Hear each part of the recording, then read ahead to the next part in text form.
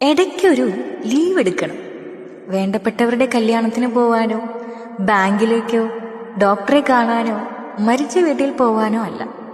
വെറുതെ ഒരു ലീവ്. പ്രത്യേകിച്ചൊന്നും ചെയ്യാനില്ലാത്ത, എങ്ങോട്ടും പോകാനില്ലാത്ത ഒരു അവധി ദിവസം. കാരണമില്ലാത്ത അവധി. അവനവന് വേണ്ടി മാത്രമുള്ള ഒരു അവധി. അന്ന് നേരത്തെ എണീക്കണ്ട. നോർമൽ റൂട്ടീനിൽ നിന്നും മാറി സ്ലോ മോർണിംഗ് ആയിരിക്കും.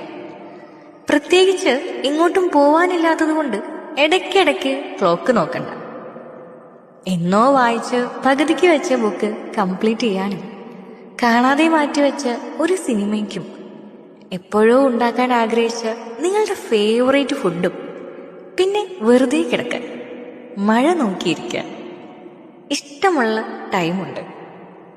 പ്രൊഫഷണൽ ലൈഫിൽ നിന്നും റെസ്പോൺസിബിലിറ്റീസിൽ നിന്നുമൊക്കെ ഒരൊറ്റ ദിവസം ലീവ് എടുത്ത് നോക്കണം.